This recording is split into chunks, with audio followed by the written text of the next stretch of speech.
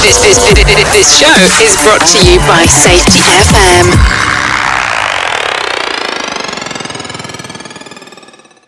And from the border of liberty and prosperity and the highway to the north, this is Safety Wars for Thursday, December 15th, 2022.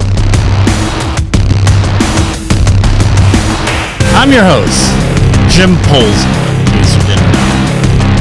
Your humble safety warrior.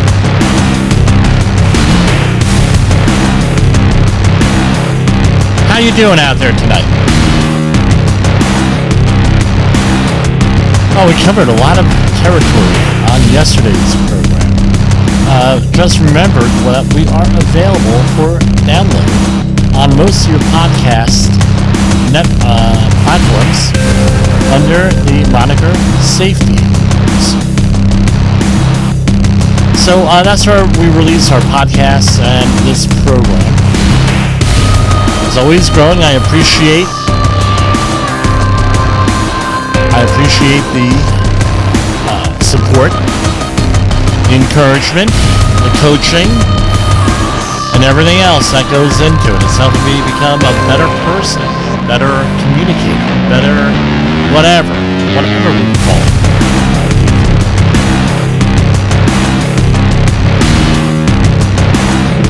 So, the false consensus effect. We talked a little bit about that last night. And this is the whole thing with it. Right? As a review, it's a cognitive bias that causes people to overestimate how much others are like them in terms of sharing things such as their beliefs, values, characteristics, experiences, and behavior. Now, we get into this all the time at work, right? Especially as safety professionals. Let's face it, a lot of us were nerds. Or if we didn't start out that way, we became one. With all the facts and figures and everything else that goes in there. We like to think that people value human life. That's a universal value. We're working to value human life. I'm going to tell you that's not true. There's a lot of people who do not value human life. Whether it's they don't like you because of your race, they don't value human life based on race, religion, socioeconomics. Those, it's like the book that we're all familiar with, Charles Dickens' A Christmas Carol. If we ever remember seeing any of the many incarnations in the movie, if we didn't read the book, it was about poor people. It was about how the rich treated the poor. And Charles Dickens was a very progressive activist for his day with that. And that's what my whole point of bringing this out as. It has wide-ranging applications. So for example, we had to hear about it for years with politics. Well, I see this candidate having all this activity, all this, all that. And when I was involved in politics, there were some candidates that had zero campaigns. They were incumbents. They had zero campaigns.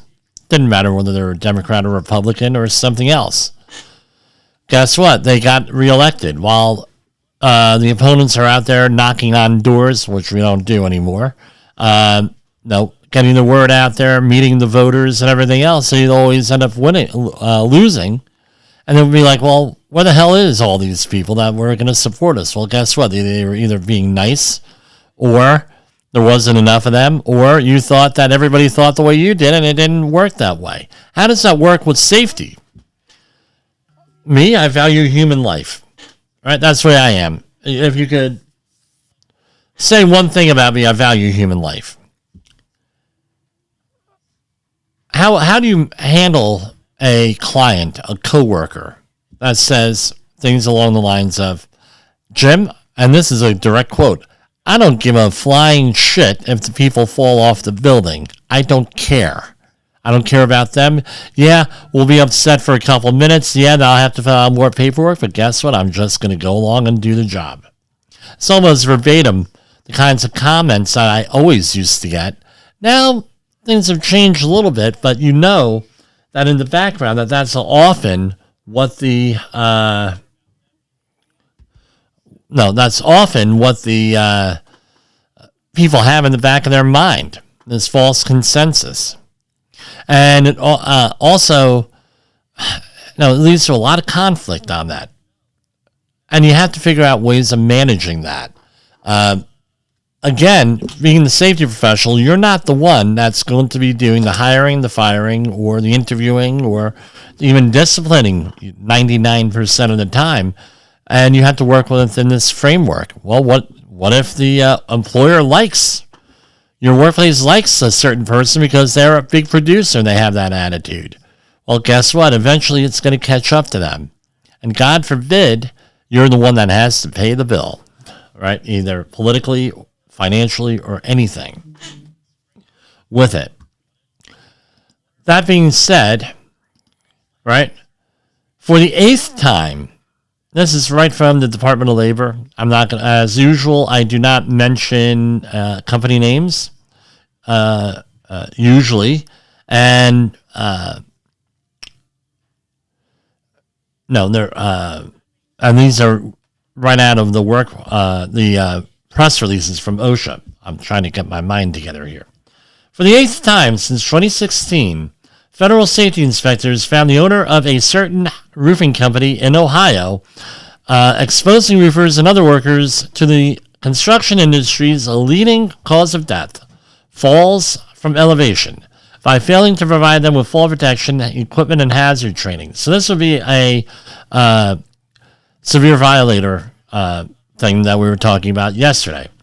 Altogether, a certain roofing company and owner now face $300,144 in penalties after a U.S. Department of Labor OSHA inspector observed 8 employees working at heights of up to 20 feet without fall protection while atop a residence on my father's birthday, June 22nd, 2022. I knew where I was doing that day. I was at his funeral.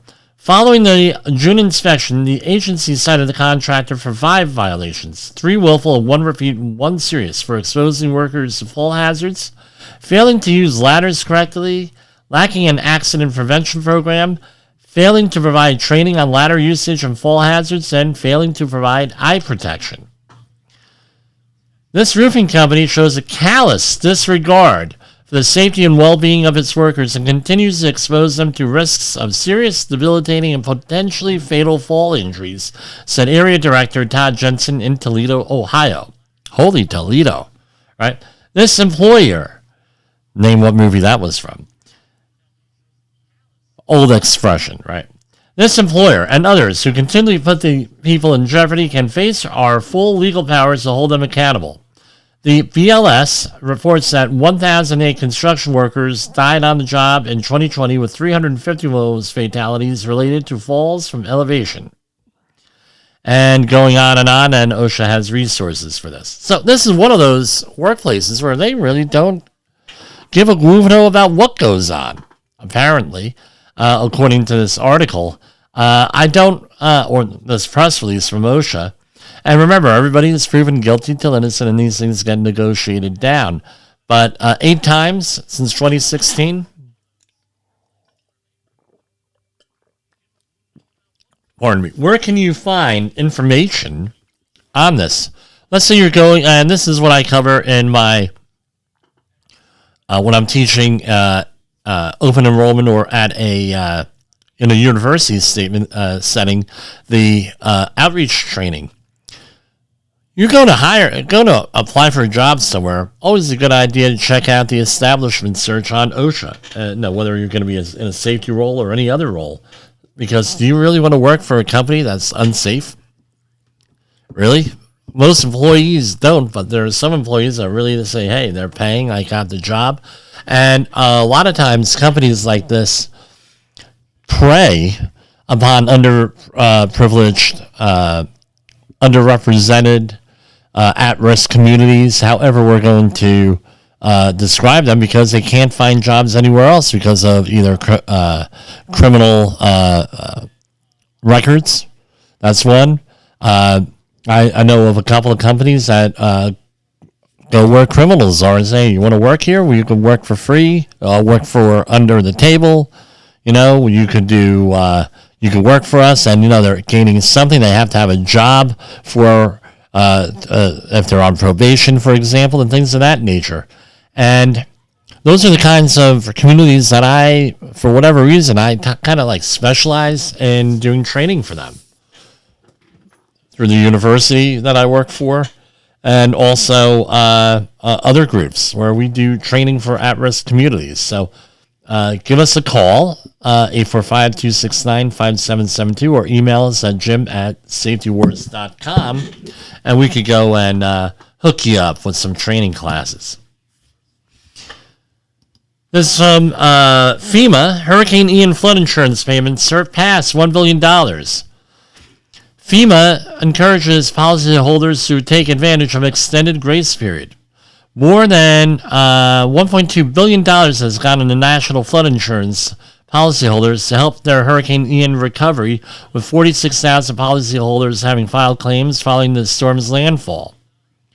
More than $237 million of those dollars were in the form of advance payments, where policyholders can receive up to $20,000 after filing a claim. And it goes on and on and on. They extended the grace period to renew one's policy from 30 to 90 days for certain Florida policyholders. Going on and on. So if just check out the FEMA.gov website, see if you're eligible or you would want these loans. I think the interest rate is probably going to be okay compared to the interest rate everywhere else. EPA, this is from the EPA from yesterday. EPA selects 29 organizations to receive first brownfields job training grants funded by the bipartisan infrastructure law, boosting workforce training in underserved, overburdened communities. Today, the U.S. EPA announced the selection of 29 organizations to receive a total of more than $14 million in grants funded through President Biden's bipartisan infrastructure law for environmental job training programs across the country. The grants through EPA's Brownfield Jobs Training Program will recruit, train, and place workers for community revitalization and cleanup projects. I hope my university gets those. Where are they looking at doing stuff? Right, lead and asbestos abatement, hazardous waste operations and emergency response, mold remediation, environmental sampling and testing, and other environmental safety training. I'm looking at the list of companies, and they seem to be in major metropolitan areas throughout the country. So I'm going to save that one. Give me a second here. Okay.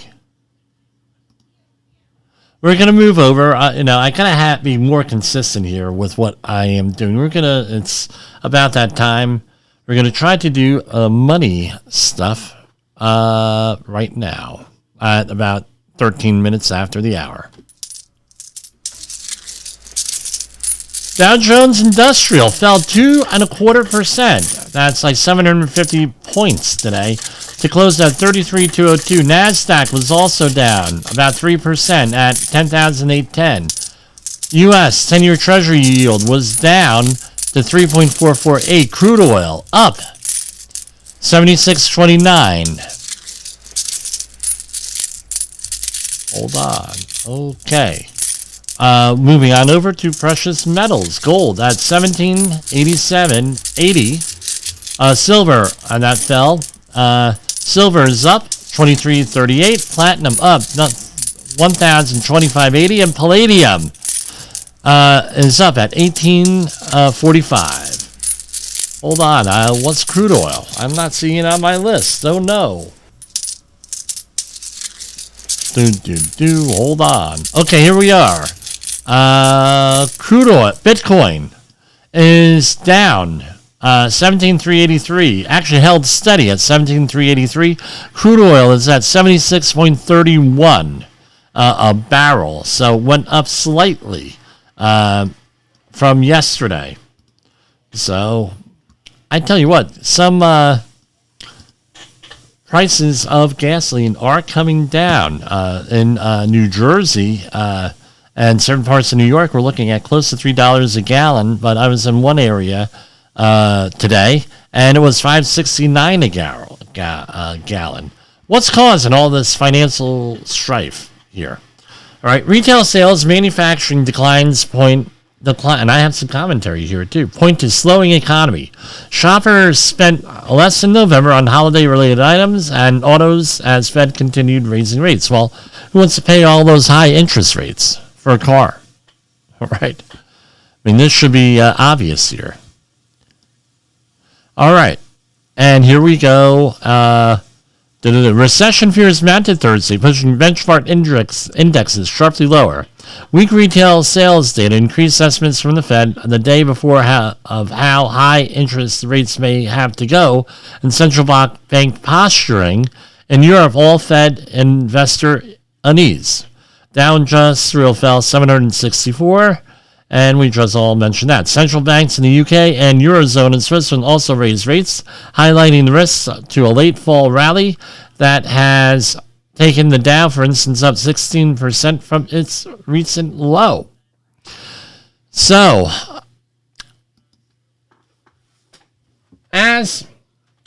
we go over, it's one of our favorite topics here, Saul Alinsky's Rules for Radicals. And it's how you institute for review social change out there. And it can be change for Alinsky wrote it for political activism and things of that nature. But they also apply to inside organizations. And one of the rules on there, I forget which number it is keep the pressure on. Keep the pressure on. How is that relevant to some of our stuff here? Have you noticed that since probably 2000, right, and a lot of our listeners, our new listeners, probably a couple of college students that I had training with this week, they weren't alive back in 2000, right? What happened in 2000, November? You had the Florida recount for the presidential election. That was a crisis. Then, in September 2001, September 11th, you had another crisis. You had the Bush administration. That they came in under crisis. And it seems like, and it doesn't, remember, we've had Republican, we've had Democrat, we've had another Republican, now we're another Democrat in the White House. The Senate and House of Representatives have gone back and forth a couple of times between parties and everything else here. So this is really apolitical, but if you notice, we're in a constant state of panic. Keeping the pressure on. We're in a constant state of everybody being a nervous wreck. We're in a constant state. If it weren't the terrorists who were going to get us, then it was certain groups from the Middle East who are going to get us. Then it was going to be one group, another group's going to get us, and then another group's going to get us, and then another group, and then, President Trump's people are going to get us. Oh, no, the Biden people and the Hillary people are going to get us. Everyone, and this, and it's all mayhem, and it keeps us under all this stress and all this pressure and everything else. One thing that I've always noticed is that when you're putting people under pressure, constant pressure, again and again and again and again, and a constant pressure, what happens? They become a lot easier to control, don't they? They come, they become easy to control, easy to manipulate, easy to extract money out of, easy to do everything. When everything's urgent, everything has to be now, everything has to be, all this stuff on and on and on. This is not good, my friends.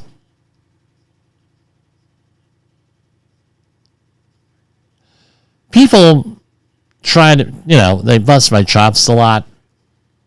I am a Trekkie, admittedly. I like Star Trek. Why? Always have. From my first episode I saw back in September 1973, which was the animated series. I believe it was the episode The Joker, until today, right? It's on constantly.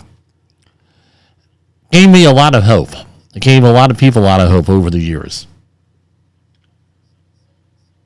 Well, one of the characters I latched on to was Mr. Spock, played by Leonard Nimoy.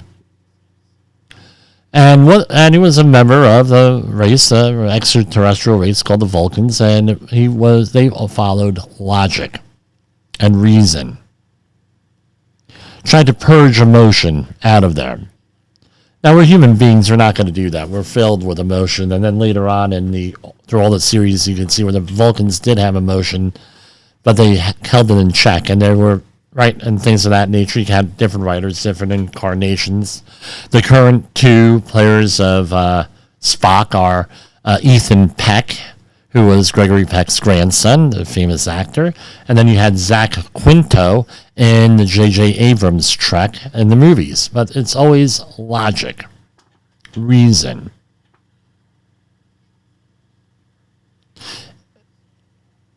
What I was explaining, coaching to my class this week, right, I did an OSHA outreach training class. I did a first aid CPR class with the same group of people.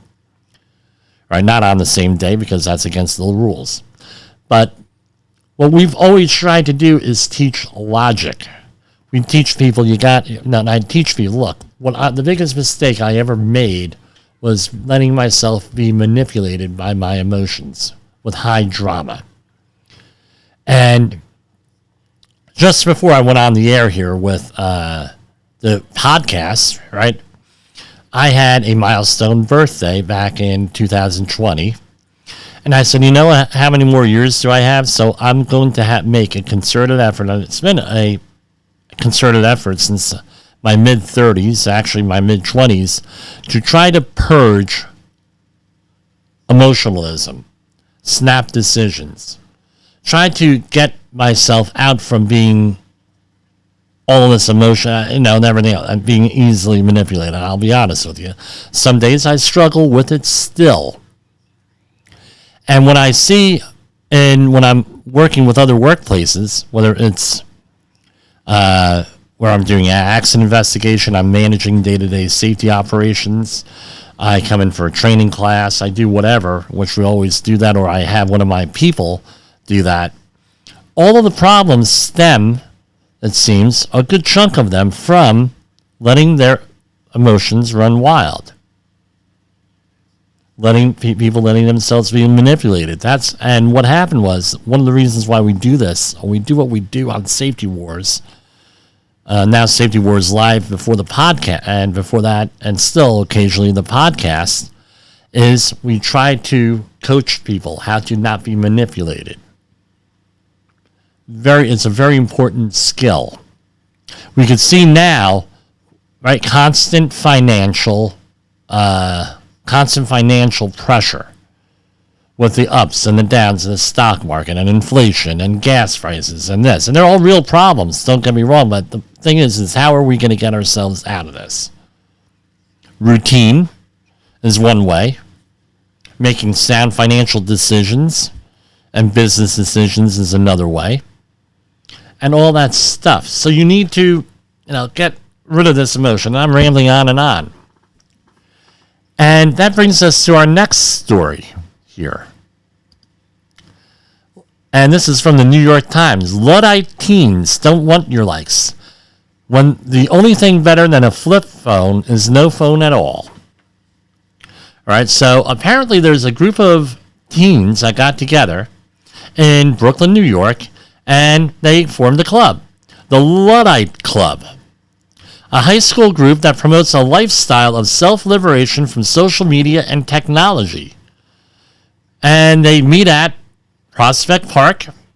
They they hide away their iPhones, or in the case of most devout members, their flip phones, and they're anti-technology, the Luddites.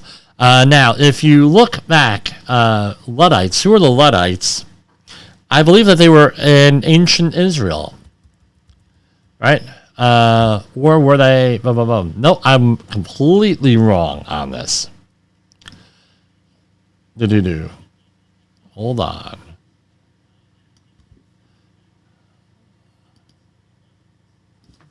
Hold on. Give me a second. I'm going to look it up. A Luddite is... Oh, okay. I did not know that. I thought they were a biblical thing. All right. And it's a member of the bands of English workers who destroyed machinery, especially in cotton and woolen mills, that they believed was threatening their jobs. Right? So they were the textile workers in the 19th century, the Luddites. The group is believed, I'm reading off of Wikipedia, so God knows how accurate it is. The group is believed to have taken its name from Ned Ludd, a legendary weaver supposedly from Leicester. I guess that's how you pronounce it. So here we have a group of children, and as this is biblical, from the mouths of babes, right? That has this. Well, we're going to get rid of technology, right? We're going to deal with that. I find myself jealous in a way, right? Where they're getting away from technology. It's all ingrained in us. I don't know. It's now one of the teens, Lola, a young lady named Lola. When I got my flip phone, things instantly changed. I started using my brain. This is a quote. It made me observe myself as a person. I've been trying to write a book too. It's like 12 pages now, and I don't know. This is actually. I think it's a good thing with this unplugging. Now, technology has a lot of advantages. Let's not throw the baby away with the bathwater. Medical advances. We're communicating right now because of technology. I wouldn't have this nightly broadcast if that, which is literally, and I have to thank Jay Allen again, this is literally a dream come true for me, this whole thing, this opportunity. Sometimes I hit it out of the park. Sometimes I don't. That's just the way life is. But this is, the best thing one of the best things that have ever happened to me was this. And I want to thank everybody here. So let me stop rambling. I'm going to take a little break here, and we'll come back to you after the break. In the professional safety community, communication and planning are just a few keys to your program's success. The question many practitioners have is, where do I start? Dr. Jay Allen, the creator of the Safety FM platform and host of the Rated R Safety Show, has built a global foundation to help you along the way. Go to safetyfm.com and listen to some of the industry's best and most involved professionals, including Blaine Hoffman with the Safety Pro, Sam Goodman with the Hop Nerd, Sheldon Primus with the Safety Consultant, Jim Pozell with Safety Wars, Emily Elrod with Unapologetically Bold, and many others. As individuals, we can do great things, but as a team, we become amazing. Dial into safetyfm.com today and surround yourself with a powerful force of knowledge and support.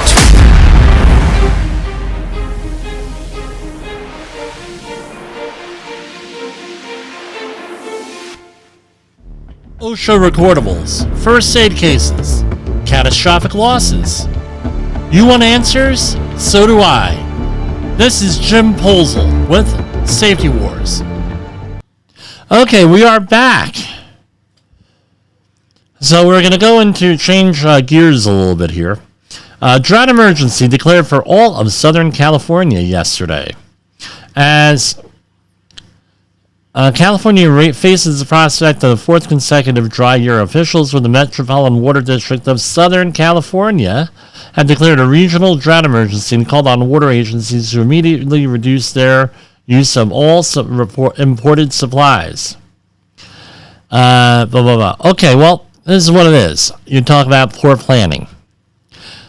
And I still don't get this. All right, and people say, well, it's money, it costs a lot. Well, how much is a drought costing you?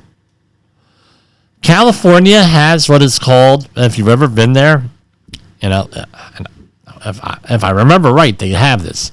It's called beaches. And the beaches connect to the Pacific Ocean, the largest ocean. And I do understand that it's smaller than it was because we now have the Southern Ocean and everything else.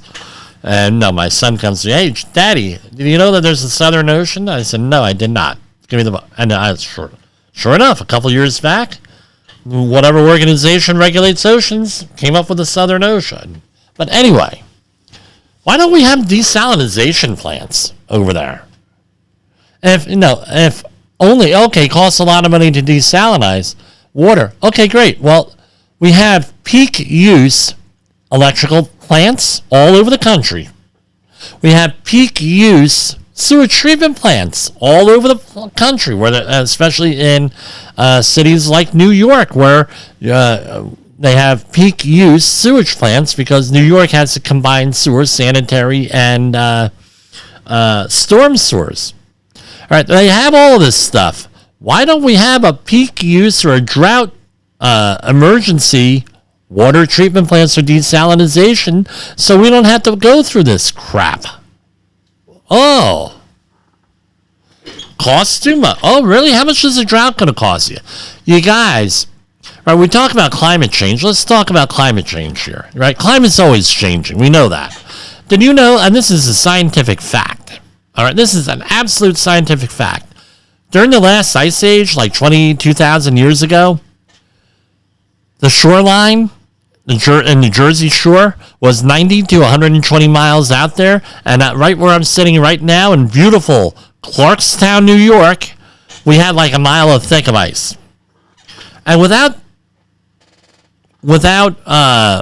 industrialization, even though there are some people who think that, well, the ancient Babylonians and everything, and the people who used Sanskrit and cuneiform back in the days, and the ancient Sumerians, yeah, they were industrialized. Okay, great. You want to believe that? Believe that? There's some evidence for it, obviously. Okay, great.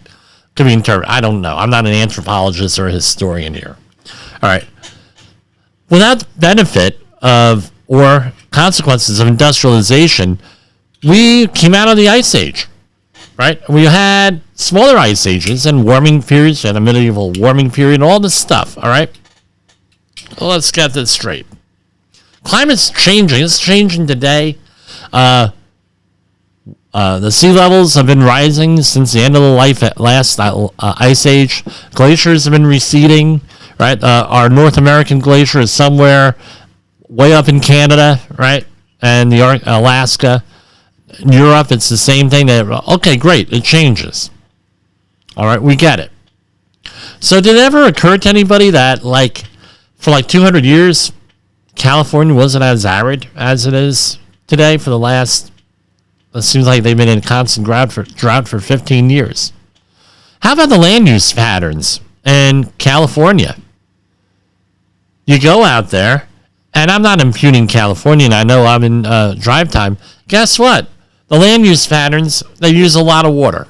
They did for years. And now they've cut back. They're changing things. Things are getting better regulated, better land use. Okay, great. I get it all. And things are getting better. Overall, things are getting better. I'm not a doom and gloomer. Why aren't desalinization plants, why aren't they out there doing that? Because this is idiotic here at this point, my opinion. All right, on there. Maybe Gavin Newsom could go out and do this. I mean, think about it. Just building the things, you're going to have permitting issues. That's going to cost money. That's a benefit to the state, the permits, doing it right. You're going to need a workforce to build these things and to connect them to the current water grid that we have, the water system. That's more public works. That's good, right? You can have 20 or 30 years of public works here, building these plants and designing them and everything else. All the jobs and everything. Now, if you need them, now you got it. Now let's talk about your own disaster planning. What are you going to do with a water shortage? This is a real thing, guys. This is a real thing. I was talking to someone who lives in Freedom, New Jersey, which is up in northern New Jersey last week, and they're homesteaders. You're going to think homesteaders. Yeah, they're like homesteaders, off-the-grid people that living in northern New Jersey, Freedom, New Jersey. Who would have thought? Sussex County is a rural area. Very rural area. I'm very familiar with it. And one of the things he's planning for is water. Why? Because they've had water issues up there historically with water treatment plants going down. I remember at my parents' house, we had a blackout in the middle of the summer during a family picnic. So it wasn't a family, it was a church picnic, right? Up there. And it was a nightmare. But we had things already in place because guess what? The house is on a lake, so we had access to water. We had bottled water. If it was going to go on for more than a couple of days, we had plenty, for flushing the toilets and things of that nature. We had water. We had drinking water. All this stuff goes in there. We had a plan in place. What's your plan? You're in California. You're in a drought area. What's your plan for conserving water? If you're on your own well water, what's your plan? Again, this is all part of disaster prep, which we discussed every September. You can go back and look at our programs. Far-left extremists arrested for domestic terrorism at a planned police training center in Atlanta. 5 far-left extremists were arrested Tuesday amid a demonstration against the site of a planned public safety training center that the protesters have dubbed Cop City. The proposed training center will be built on 85 acres in a forested area of DeKalb County that previously housed a prison farm. The demonstrators have camped out in the forest trees in a show of protests against the $90 million project. The GBI, Georgia Bureau of Investigation, and other state and local police agencies are on site Tuesday, working to remove barricades that are blocking several of the entrances to the center when the arrests were made. Yesterday, several people threw rocks at police cars. Unbelievable, right? For that. Doesn't hit the national news. Okay, we're going to cover a couple of stories on China here. Chinese student arrested after threatening democracy activists in Boston. The U.S. prosecutors said on Wednesday, a Chinese citizen attending I'm going to leave out the college in Boston, stalked and harassed an activist who posted flyers supporting democracy in China and also reported the person's activities to Chinese law enforcement. This was a follow-up from a couple of months ago. We did a story where Chinese law enforcement has outposts in the United States, but the thing is, the United States has outposts all over the country, all over the world for law enforcement. I mean, we have Interpol in this country, so this is not a weird. This is also not a weird situation to have other countries' law enforcement agencies here and us go elsewhere. Federal prosecutors in Boston said that the alleged person did so after threatening through the online messaging service WeChat to chop off the activist's hands and demanding the person stop posting reactionary posters near the campus. So the guy was arrested and released and had lawyered up. Probably a good idea to lawyer up. Outraged parents. This is not China, but here you go. Outraged parents demand a county school, Loudoun County School Board members, all of the members, resigned after the superintendent is indicted. During a school board meeting in Loudoun County, Virginia, Tuesday night, outraged parents demanded that members of the board resign for failing to hold the superintendent accountable for mishandling sexual assault cases involving high school students. Last week, the school board fired the person in a closed-door meeting after a special grand jury released the report blaming the district for failing to intervene after a male student sexually assaulted a female student in a girl's bathroom, allowing the perpetrator to assault another victim at a second school in the district. The grand jury document declared that Loudoun County Public Schools failed at every juncture in its treatment of offenses perpetrated by the same male student who identifies as gender fluid. The male student was found guilty by a juvenile judge of doing something very bad, Well, leave it. It has the details here, but I'm not going to mention what they are. Right? And did some other horrible things to a second victim in a classroom. Unbelievable. Again, right?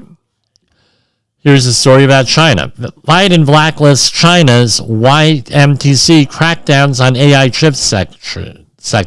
The Biden administration on Thursday added Chinese memory chip maker YMTC and 21 major Chinese players in the artificial intelligence chip industry to a trade-back blacklist, running its crackdown on China's chip industry. So, I know a little bit about this because I ask questions. In upstate New York, there's a chip manufacturer. I'm not going to mention where it is.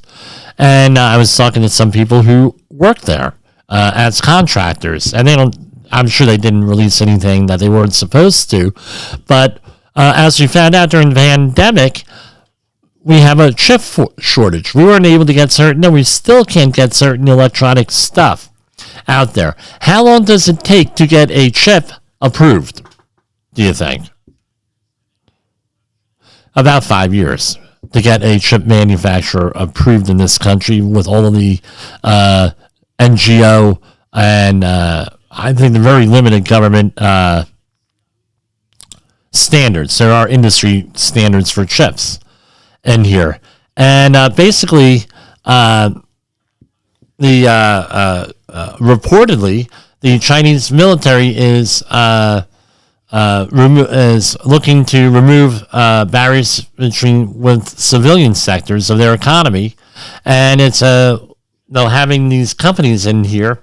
They're security risks for the United States and their chip manufacturers. Since we have so few chip manufacturers here, number one, and number two, we get a lot of our chips from Taiwan, right? And we know that we've been having Taiwan issues, but they haven't hit the news lately.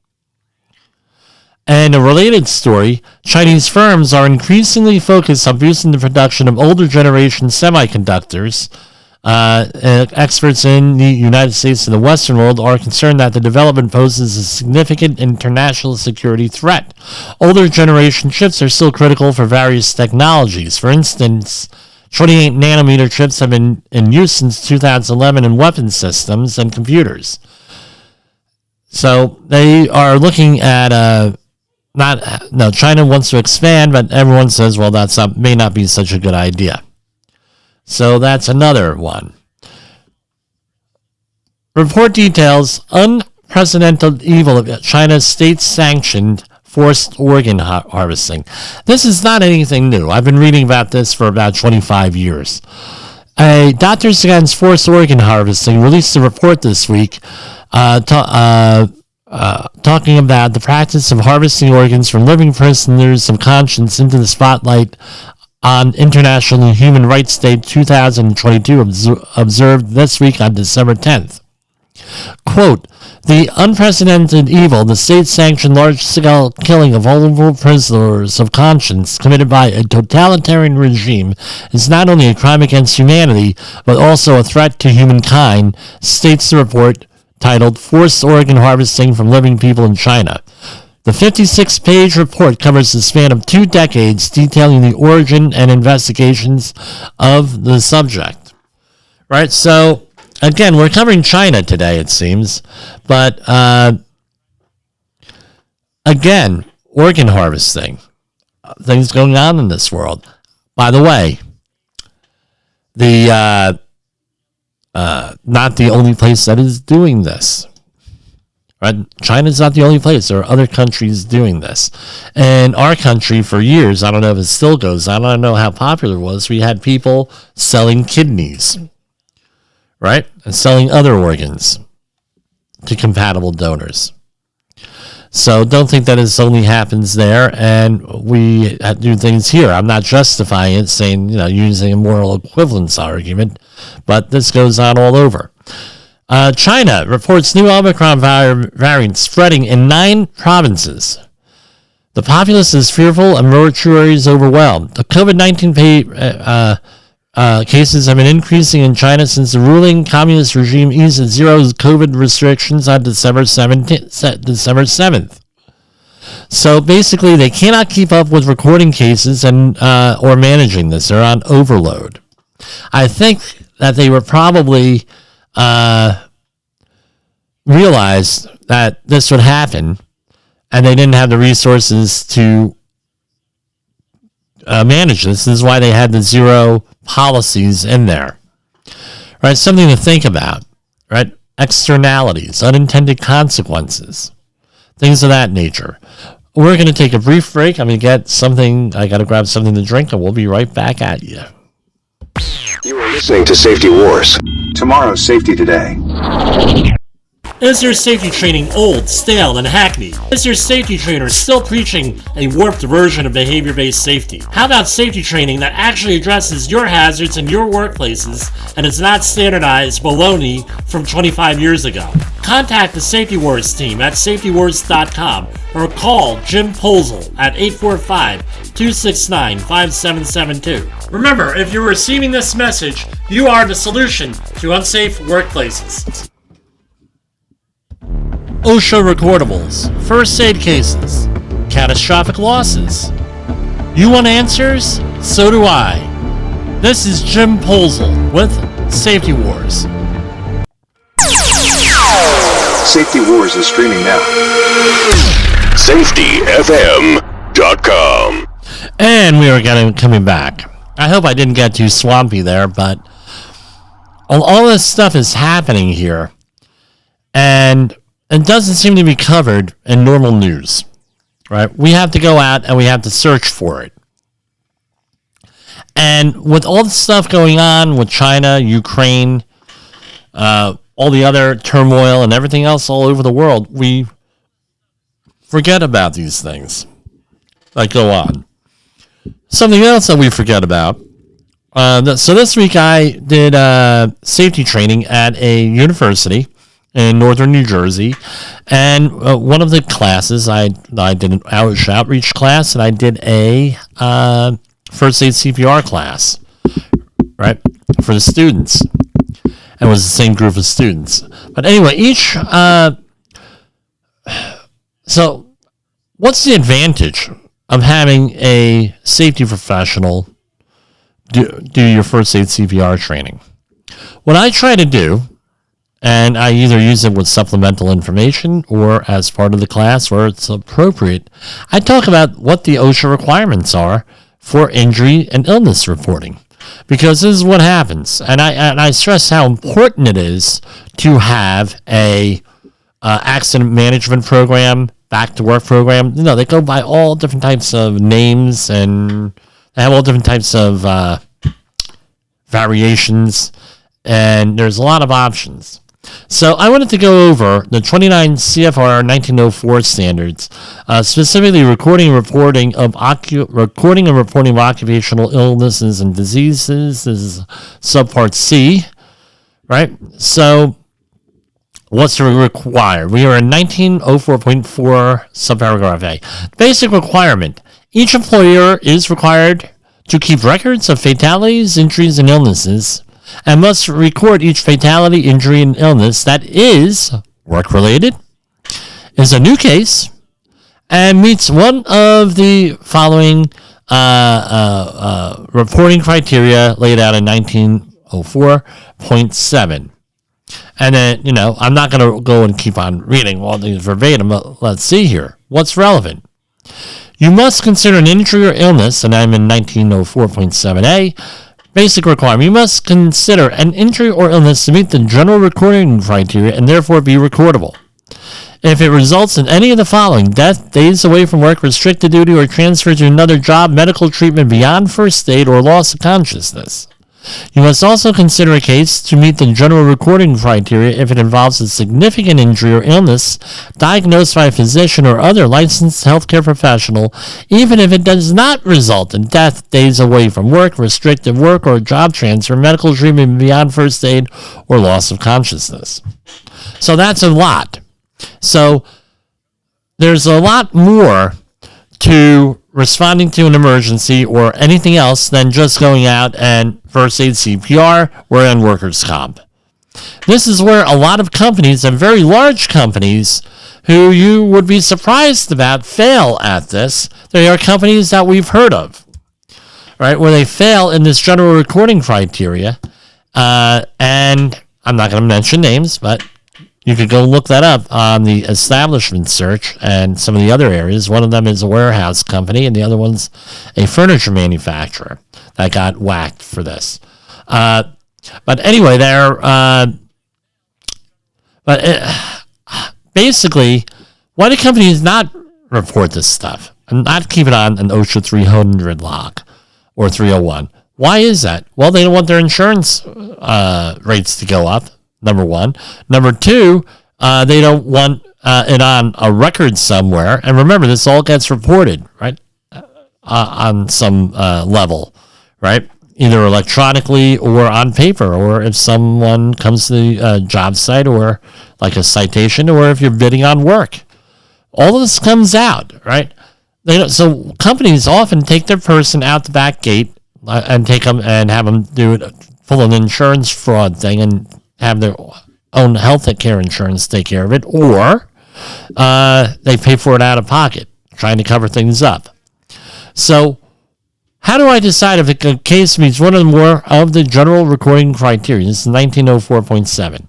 If there's a death, if there's a day away from work, restricted work or transfer to another job, medical treatment beyond first aid, loss of consciousness, a significant injury or illness diagnosed by a physician.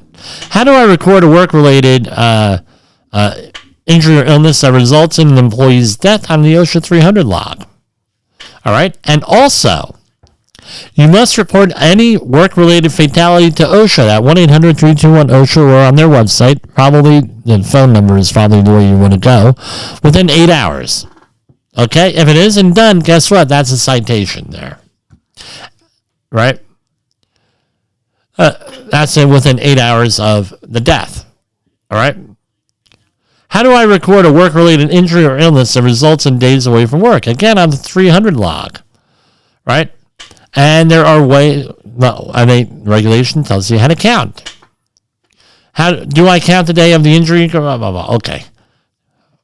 Let's go on. How do I record an injury or illness when a physician or other healthcare professional recommends that the worker stay at home if the employee comes to work anyway? Guess what? You got to do that. You got to be a record.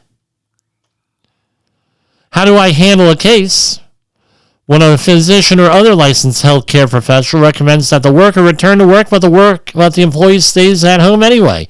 In this situation, you must end the count of days away from work on the date the physician or other licensed healthcare professional recommends that the returns to work. All right, and then it goes on and on and on and on.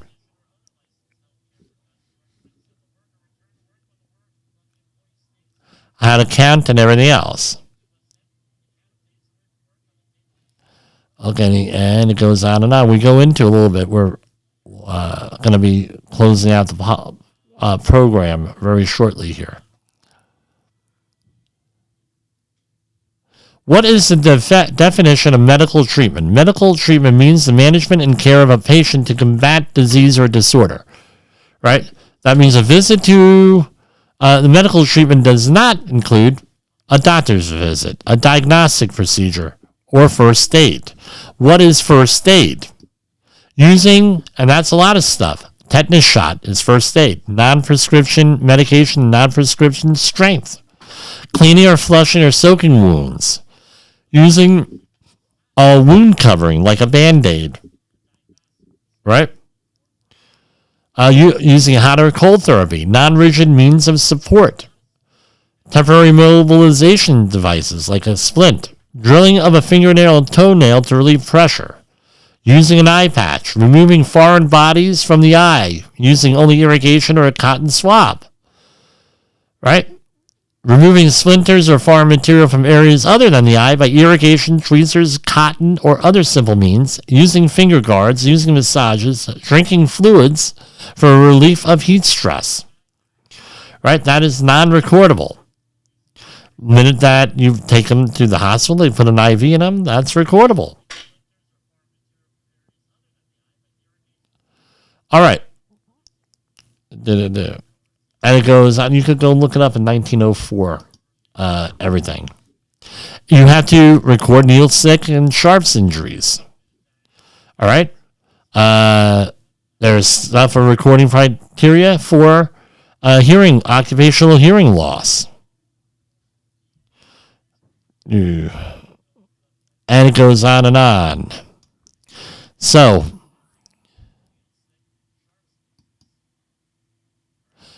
here you go. Another big one. You should go and read. 1904.39. The basic requirements of reporting, right? So, someone dies, within 8 hours, you got to report it to OSHA. Within 24 hours, if there is an inpatient hospitalization of one or more employees, that's a relatively new requirement. Or an employee's amputation or an employee's loss of an eye as a result of work-related incident, right? You must report the inpatient hospitalization and everything to OSHA, right? You must report the fatality and pay, blah, blah, blah, by one of the following methods. A telephone or in-person visit to an OSHA area office that is nearest to the site of the incident. By telephone, 1-800-321-OSHA. Make sure you have a witness there that says you did it and you take notes and everything else that goes into that. By electronic submission using the reporting application on OSHA's website. I always recommend either in person or a phone call with that, because this is what happens. Companies often do not call until 7 hours and 45 minutes or get there. And what if the office is closed? Now you got a problem. What's my whole point on here? You have people going to you're sending out your employees for first aid CPR training. Guess what? There's a lot more that goes into that. That's not in the standard first aid CPR course, especially for the workplace. Either you're going to have to supplement that or make it part of the first aid CPR course. If you hire us, we always discuss this for the workplace, right? I discuss it when I'm doing it for like a college or university or something, because usually those are the future managers that have to know a little bit something about that, and it doesn't take long with this stuff. If you have PowerPoint slides and everything else, that's something you could do. So that's what you do. Just don't hire anybody. Don't send anyone just anywhere for things. Give us a call if you want first aid CPR training. We do travel. We'll go wherever you have the training class. Our number is 845-269-5772, or you can give us contact us at jim@safetywars.com. And we're going to conclude today, and we'll have, I might not be here tomorrow, so I have some family issues going on tomorrow. Let me wish my mother a happy birthday early tomorrow. The views and opinions expressed on this podcast are those of the host and its guest and do not necessarily reflect the official policy or position of the company. Examples of analysis discussed within this podcast are only examples. They should not be utilized in the real world as the only solution available, as they are based only on very limited and dated open source information. Assumptions made within this analysis are not reflective of the position of the company. No part of this podcast may be reproduced, stored in a retrieval system, or transmitted in any form or by any means, mechanical, electronic, recording, or otherwise, without prior written permission of the creator of the podcast, Jay Allen.